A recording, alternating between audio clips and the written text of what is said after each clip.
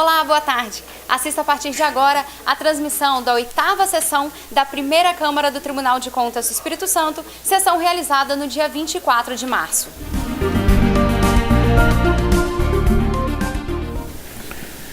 Convoco a conselheira Márcia para fins de quórum. Havendo quórum legal e presente o Ministério Público Especial de Contas, invocando a proteção de Deus, declaro aberta a sessão e submeto a essa egrégia Câmara para aprovação a ata da 7ª sessão ordinária de 2014, distribuída eletronicamente. Ata em discussão, em votação, ata aprovada. Leitura do expediente. Não tem, Excelência. Comunicações da Presidência e sorteios de processos. Nós confirmamos que a próxima sessão será realizada no dia 2 de abril, quarta-feira, a hora regimental. A palavra fica franqueada aos senhores conselheiros e procurador para comunicações e registro. Presidente, boa tarde a todos. Boa tarde, conselheiro Rodrigo Chamon. Da ciência que decidi monocraticamente pela citação 30 dias improrrogáveis no processo 2440-2012, Prefeitura Municipal de Atílio Viváqua, e notificação 10 dias improrrogáveis, processo 1575-2014, Câmara Municipal de Rio Novo do Sul. Obrigado. Obrigado, Excelência. Continua franqueada a palavra. Gostaríamos de justificar a ausência do conselheiro Marco Antônio, que não conseguiu chegar quando voo. Foi justificada a ausência. Passemos à fase de devolução dos processos com pedido de vista.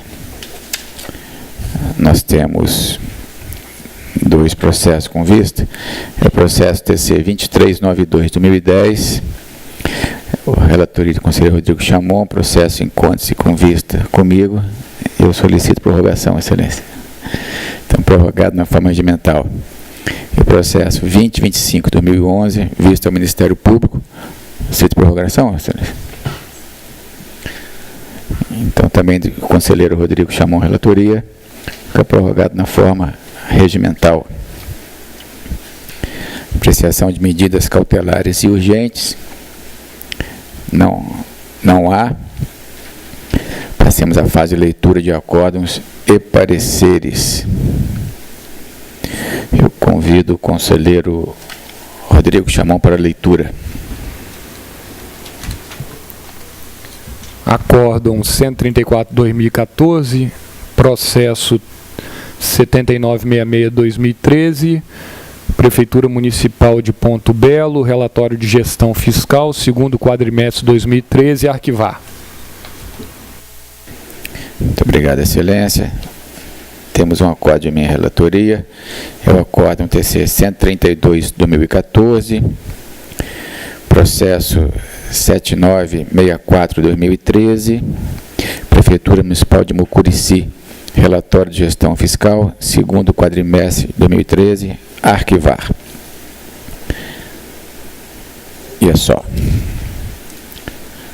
Passemos à fase de julgamento dos processos em pauta. Comecemos com o processo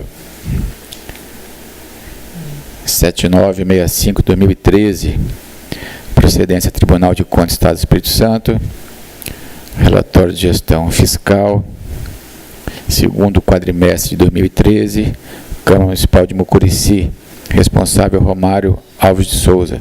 Nós estamos acompanhando a área técnica do Ministério Público pelo arquivamento. Confirmando, o conselheiro Rana relatou o processo 7965/2013, arquivar. Convido o conselheiro Rodrigo Chamon para relatar os processos em pauta. Presidente, o primeiro processo está com um pedido de vista, com Vossa Excelência. O segundo, com um pedido de vista feito pelo Ministério Público Especial de Contas. E o terceiro, 2859/2012, eu solicito a atenção do conselheiro Rano e do procurador Luciano, porque nós estamos divergindo reiteradamente sobre as inconsistências contábeis que aparecem nas PCAs, via de regra, e eu tenho feito ponderação com base no princípio da proporcionalidade e da razoabilidade, e talvez nos votos anteriores eu não tenha conseguido deixar claro a minha posição, então eu me esforcei um pouco mais para robustecer o texto. Eu vou ler resumidamente, mas não tão resumidamente assim, e obviamente qualquer dúvida nós estamos sanando com pedido de vista. Então eu vou começar aqui. Versam os presentes autos sobre prestação de contas anual da Prefeitura de Mantenópolis, sob responsabilidade de Eduardo Alves Carneiro, prefeito municipal, referente 2011.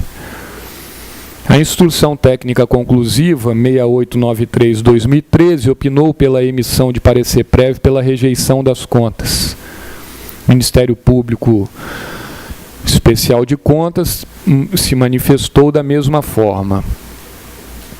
Examinando o processo, verifico que o mesmo se encontra devidamente instruído. Cabe salientar ainda que o senhor Eduardo Alves Carneiro não apresentou suas razões justificativas, portanto, considerado rével nos termos da decisão. E aqui eu explico que, mesmo assim, com o conteúdo que eu extraí dos autos, foi possível concluir o que concluí e passo a apresentar. Os presentes autos cuidam de prestação de contas anual da Prefeitura de Mantenópolis, referente ao exercício 2011, portanto, estamos a apreciar as contas de governo. Segundo o Superior Tribunal de Justiça, no mandado de segurança 11.060, definiu contas de governo como: demonstram o retrato da situação das finanças da unidade federativa, revelam o cumprir do orçamento, dos planos de governo, dos programas governamentais, demonstram os níveis de endividamento, atender aos limites de gasto mínimo e máximo previstos no ordenamento para saúde, educação e gastos com pessoal. Doutrinador Jacobi Fernandes destacou em sua obra Tribunais de Contas do Brasil definição dada pelo conselheiro Aécio Menucci, cujo procedimento Contas Anuais se caracteriza como extenso relatório que é acompanhado do balanço geral e demais demonstrações financeiras correlatas e pelos quais se procura demonstrar com destaque o que foi gasto, despesa e o que foi arrecadado, receita no exercício encerrado, dando ênfase especial ao desempenho orçamentário. O artigo 101 da Lei 4.320/64 determina que os resultados gerais do exercício serão demonstrados no balanço orçamentário, no balanço financeiro, no balanço patrimonial e na demonstração das variações patrimoniais, notadamente segundo os anexos 12, 13, 14 e 15. Nesse passo, desta prestação de contas anual, pode-se extrair os seguintes dados: gasto com o Poder Executivo, 36,32%, limite 54%. Despesa consolidada com pessoal executivo e legislativo, 41,92%, limite 60%. Endividamento, 0%, máximo 120% da receita corrente líquida. Contratação de operação de crédito, 2,76%, máximo 16% da receita corrente líquida. Contratação por antecipação de receita orçamentária, 0%, máximo 7%. Remessa dos dados de relatório resumido de execução orçamentária e de relatório de gestão fiscal, prazos cumpridos. Manutenção do ensino, 25,69%. Remuneração do magistério, 65,16%. Despesas com saúde, 18,03%.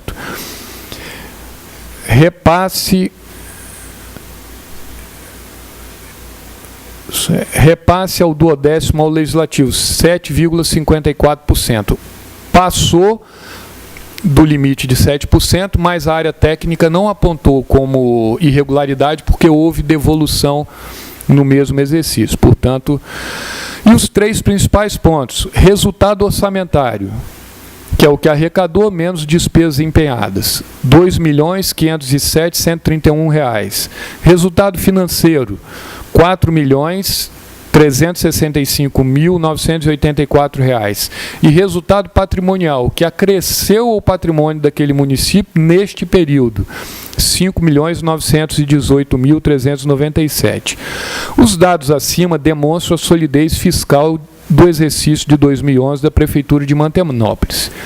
Extrai-se das lições do ministro substituto do Tribunal de Contas da União, o Éder de Oliveira, publicada em sua obra Curso de Responsabilidade Fiscal, que a razão fundamental que levou à concepção da Lei de Responsabilidade Fiscal foi a necessidade premente e histórica de instituir processos estruturais de controle do endividamento público.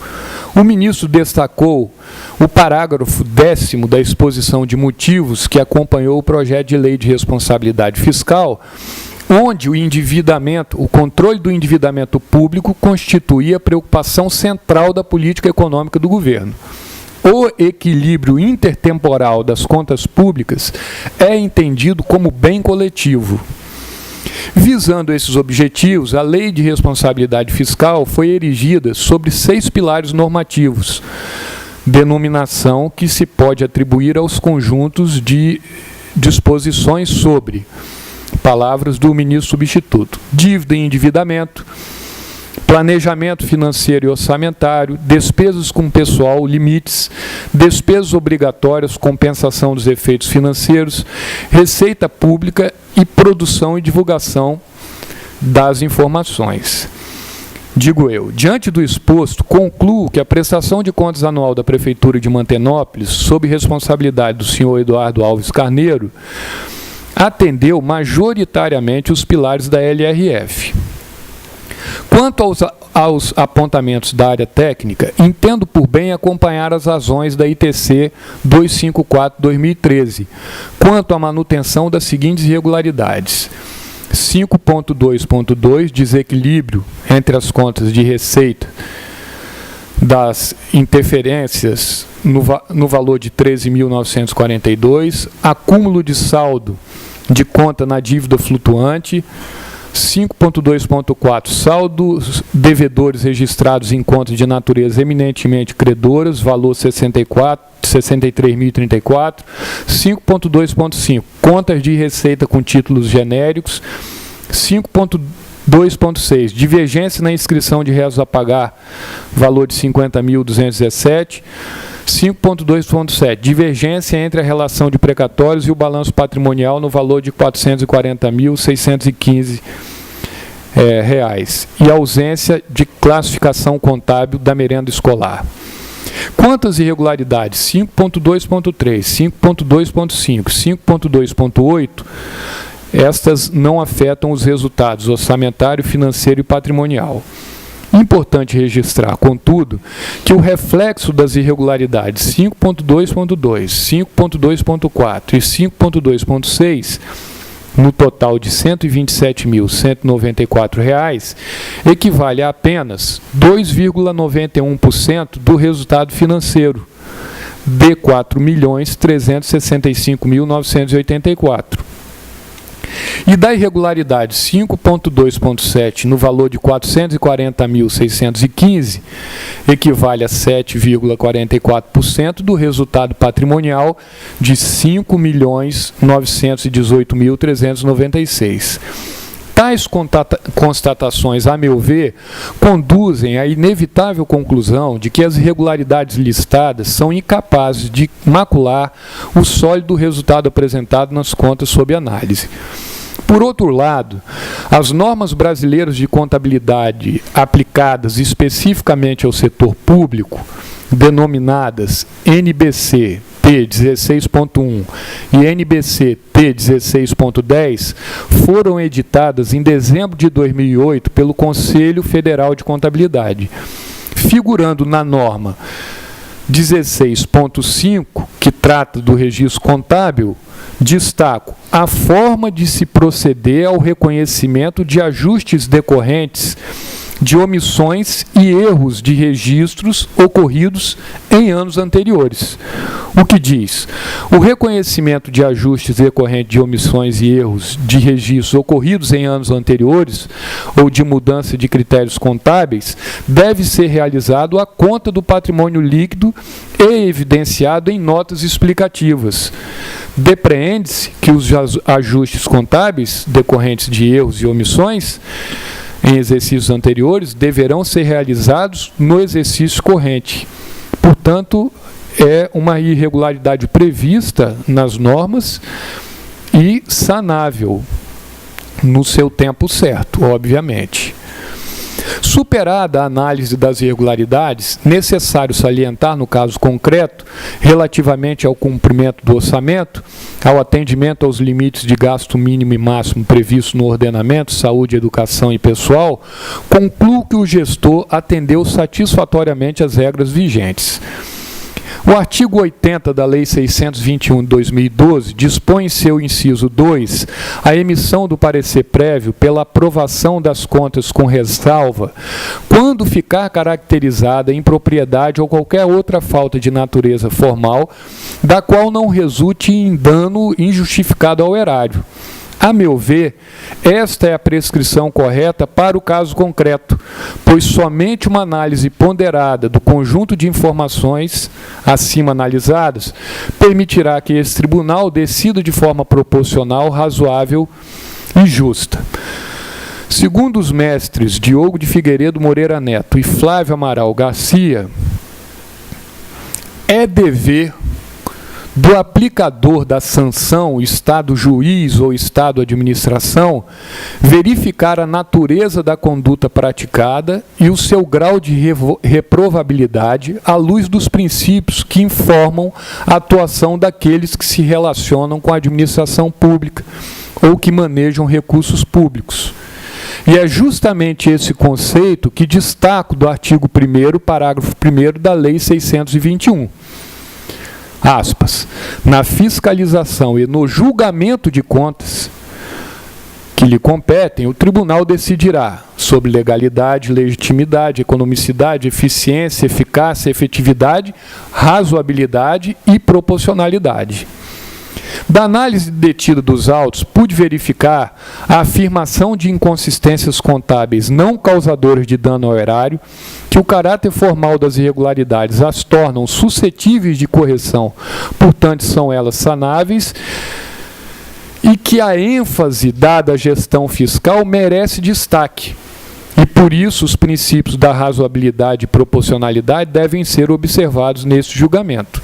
O Manual de Boas Práticas Processuais dos Tribunais de Contas ressalta que o sistema jurídico apresenta-se como uma rede hierarquizada e aberta não apenas de regras, mas igualmente de princípios, sendo que o exame dos princípios ganha cada vez maior relevância para os que, no exercício das funções de controle, encontrem neles a fonte finalística de compreensão do conjunto das normas. O Tratado da Atricom define o princípio da proporcionalidade da seguinte forma: o princípio da proporcionalidade deve ao direito administrativo a sua primeira aparição na ciência jurídica, ainda na primeira metade do século passado. Lembrando uma velha figura de retórica cunhada por Fritz Fleiner. Dizia-se que a administração pública não poderia utilizar um canhão para abater um pequeno alvo. Nesse sentido, de acordo com a melhor doutrina, há pelo menos 3 subprincípios para o teste de proporcionalidade: adequação entre meios e fins, necessidade e proporcionalidade em sentido estrito. O objetivo, aí digo eu, o objetivo central do princípio da proporcionalidade é: os meios devem ser adequados para atingir o fim. Ademais, o debate sobre o que é proporcional não surge do pensamento contemporâneo. Pelo contrário, nos leva à antiguidade. Segundo Aristóteles, o que é justo? O proporcional. E o injusto é o que viola a proporção. Nos autos, ora sob análise, a meu ver, o fim é a publicação de um parecer resultante de um julgamento justo, equilibrado e impulsionado pelo interesse público. E o meio é a decisão aplicada em termos de intensidade, qualidade e certeza. Nesse sentido, as irregularidades encontradas servem de critério para que a intensidade da decisão tenha correspondência com o grau de reprovabilidade da conduta do gestor e do potencial ofensivo das mesmas. Vou repetir aqui. As irregularidades encontradas servem de critério para que a intensidade da decisão tenha correspondência com o grau de reprovabilidade da conduta do gestor e do potencial ofensivo das mesmas. Conclusão. Por todo o exposto, as irregularidades apontadas no exercício 2011 não foram capazes de comprometer os objetivos centrais da Lei de Responsabilidade Fiscal. Os dados gerais desta prestação de contas anual demonstram consonância com o artigo 1º da LRF. Destaco o equilíbrio das contas públicas, obediência, cumprimento de metas de resultados entre receitas e despesas e obediências a limites com pessoal, dívida consolidada imobiliária e operações de crédito. Importante também salientar que tais irregularidades não resultaram em dano ao erário. Portanto, voto para que seja afastada a irregularidade, divergência entre o número das contas registradas no extrato e na conciliação, para que sejam mantidas as irregularidades, as quais, conforme já fundamentado neste voto, não foram capazes de comprometer os objetivos centrais da LRF, aquelas irregularidades que eu já me referi, seja emitido parecer prévio pela aprovação com ressalva das contas do município de Mantenópolis, exercício 2011, responsável Eduardo Alves Carneiro. E seja determinada que a gestão proceda no exercício corrente a conciliação das contas apresentadas especificamente 3.3.1, 3.3.2, 3.3.3, 3.3.4, 3.3.5 e realize os lançamentos de ajuste contábil de acordo com as normas brasileiras de contabilidade. Se é que eles já não fizeram. Eu não verifiquei o outro exercício. Pode ser que, nessa altura, no exercício de 2012, já tenha ocorrido essa correção. Proceda no exercício corrente a correta classificação das receitas e transferências da União e Estado e da despesa com merenda escolar. É como eu voto, presidente. Havendo divergência, colocar o processo em discussão. E na fase de discussão, apenas para entender melhor, conselheiro, Vossa Excelência pontuou com muita propriedade, sopesando dentro dos princípios elencados na Constituição e na própria Lei 4.320 e na LRF, também o que seria mais relevante ou o que seria menos relevante para fim de apreciação das contas de um modo geral. Mas Vossa Excelência chegou a observar qual foi o resultado com relação aos exercícios de 2010, que é exatamente anterior a este que a gente está analisando, que é o de 2011, e de 2009, se houve alguma repetição com relação... Não observei. Então, apenas para fazer essa verificação, vou solicitar a vista. Vai pedir vista, tá? Muito obrigado. Devolvo a palavra ao relator.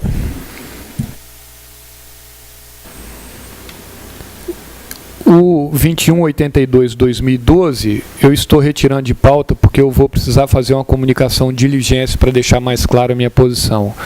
O 6446-2009 teve um primeiro adiamento, não é isso? Eu vou adiar por mais uma sessão. Devolvo a palavra. Obrigado. Eminente conselheiro Rodrigo Chamon relatou os seguintes processos. TC 2392/2010, vista conselheiro Rana. 2025/2011, vista Ministério Público. 2859/2012, foi solicitado vista agora também por mim. Processo 2182/2012, retirado de pauta. E o processo 6446/2009, adiado. Também maneira estão adiados os processos de relatoria do conselheiro Marco Antônio. E passamos em seguida a palavra à eminente conselheira Márcia Freitas. Senhor presidente, senhoras e senhores, processos de admissão na Prefeitura Municipal de Vitória, todos pelo registro de Jordana Rosa Nascimento, Glenda Maria Lisboa de Souza, Mary Ellen Ferreira, Heloísa Moreira Aprígio de Assis, Ivana Maria das Neves Braga, Giana de Oliveira Pinheiro, Marilda Celestino Honório Carmo, Lindonete Basílio Severino Vanzeler, Luciene Melo Andrade, Maria Tereza Nascimento Pascoal, Isabel Cristina Capini de Almeida, Letícia Correia Cavalcante, Maria Cristina da Silva Santos, Delba dos Reis Viana, Jaqueline dos Santos Teixeira Mariane, Eliane de Oliveira Mendes, Mariuceia Lute da Vitória, até aqui as admissões na Prefeitura Municipal de Vitória. No Instituto de Previdência e Assistência dos Servidores do Município de Cachoeiro de Itapemirim, aposentadoria de Tatiana Veiga Soares Franco, registro. No Instituto de Previdência e Servidores do Estado do Espírito Santo, as aposentadorias de Marta Zangrande Geiger, registro. No Instituto de Previdência e Assistência dos Servidores do Município de Vila Velha, aposentadorias de José Alves Vieira, Derlisetes dos Santos Gomes, Maria Jacira de Oliveira Andrade, registro. No Instituto de Previdência dos Servidores do Estado do Espírito Santo, aposentadoria de Thelma de Souza Moura, é aquela questão de extensão de carga horária de professoras. Eu vou ler o voto rapidamente. Tratam os presentes autos de aposentadoria voluntária por tempo de contribuição especial de magistério, com provimentos integrais, concedida a servidor em epígrafe, que foi ocupante do cargo efetivo de professor AV6 do quadro do Magistério do Serviço Civil do Poder Executivo, a partir de 4/12/2012, com fulcro no artigo 6º, incisos 1, 2, 3 e 4 da Emenda Constitucional 41/2003. Vê-se que a interessada cumpriu todos os requisitos da regra de transição prevista no artigo 6º da Emenda Constitucional 41/2003, com as reduções previstas no artigo 40, parágrafo 5º da Constituição Federal. Foram computados 26 anos, 6 meses e 6 dias de tempo de contribuição, 64 anos de idade na data do pleito, cumprida a exigência de 20 anos no serviço público, a carência de 10 anos na carreira e 5 anos no cargo em que se dá a aposentadoria, conforme atesta a instrução técnica 311, de folhas 311 e 313 da 7ª Secretaria de Controle Externo.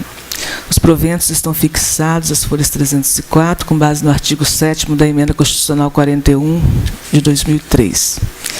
O representante do Ministério Público de Contas, Dr. Luciano Vieira, por meio do parecer de folhas 315 e 319, questiona na fixação dos proventos a inclusão da parcela extensão de carga horária, por entender que tal parcela só poderia ser incorporada aos proventos, conforme previsto no artigo 58 da Lei Complementar 115/98, se a interessada não tivesse optado pela remuneração na modalidade subsídio.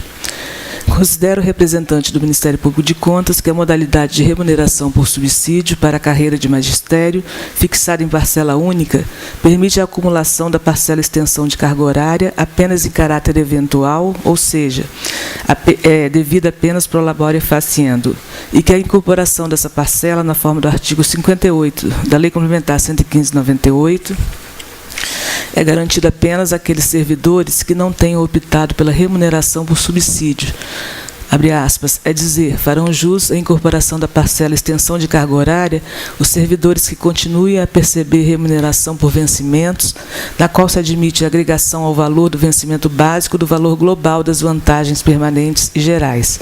Fecha aspas. Dispõe o artigo 58 da Lei Complementar 115/98.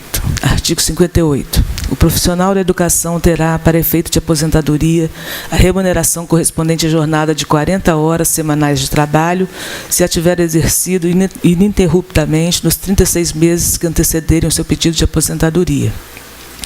Dispõe a Lei Complementar 428/2007, que trata da modalidade de remuneração por subsídio para a carreira de magistério do Estado do Espírito Santo. Artigo 1º. Fica instituída, nos termos dessa Lei Complementar, a modalidade de remuneração por subsídio para a carreira de magistério estadual, nos termos do parágrafo 8 do artigo 39 da Constituição da República Federativa do Brasil. Parágrafo 1º. O subsídio do magistério estadual, de que trata esta lei complementar, será fixado por lei em parcela única, vedado o acréscimo de qualquer gratificação adicional, abono, prêmio e verba de representação ou outra espécie remuneratória nos termos do parágrafo 4º do artigo 39 da Constituição da República Federativa do Brasil. Parágrafo 2º. Excetuam-se do parágrafo 1º deste artigo as parcelas de caráter eventual relativas à função gratificada de diretor escolar, à extensão de carga horária e à carga horária especial. Considerando que existe a previsão legal para incorporação nos proventos da extensão de carga horária e tendo a interessada preenchido os requisitos exigidos para a incorporação da mesma, conforme previsto no artigo 58 da Lei Complementar 115/98, entendo como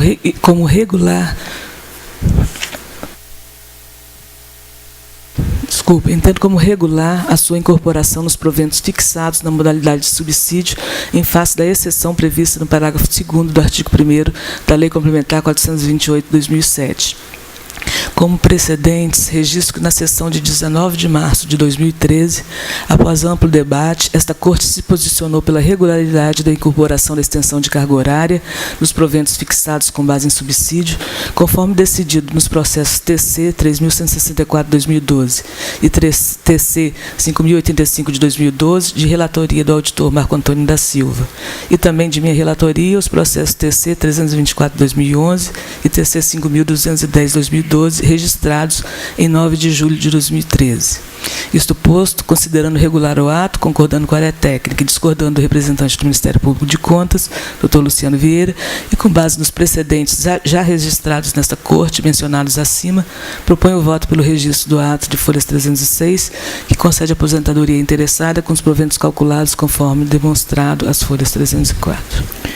Como voto? Havendo divergência, vamos colocar o processo em discussão. Não havendo quem queira discutir, em votação, conselheiro Rodrigo Chamon. Acompanha a relatora. Também vou pedir vinha ao eminente Ministério Público para acompanhar o voto da relatora. Devolvo a palavra. Processo 2.713 de 2013 e o processo 3.502 de 2013 são processos semelhantes. Então, pelo registro, aposentadoria de Helena Secom Mendes e Valdelina Salomão Lima. Continuando no Instituto de Previdência dos Servidores do Estado do Espírito Santo, aposentadoria de Amélia Maria Franklin Bussolar, registro. Aposentadoria de Luiz Antônio Bermudes da Silveira, registro. Valmir Luiz Barbosa, registro. Luzia Maria Celestrine Ananias, registro. Miqueias Rodrigues Pereira, registro. No Instituto de Previdência dos Servidores do Município da Serra, aposentadoria de Luísa Ribeiro, registro. No Instituto de Previdência dos Servidores do Estado do Espírito Santo, reserva remunerada de José Henrique Goge Santos, registro.